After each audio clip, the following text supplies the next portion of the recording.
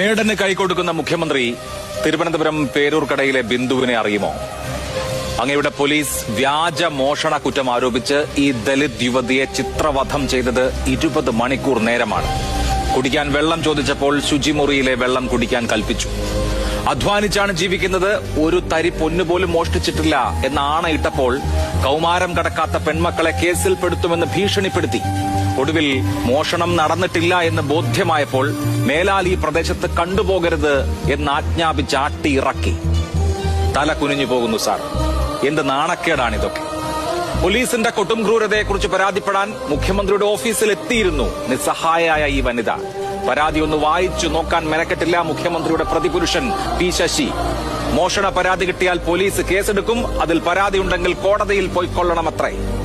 തൊഴിലും നിറവും ജാതിയും നിർണയിക്കുന്ന മുൻവിധികളാൽ നയിക്കപ്പെടുന്ന പോലീസ് സേന ഈ നാടിന് കളങ്കമാണ്.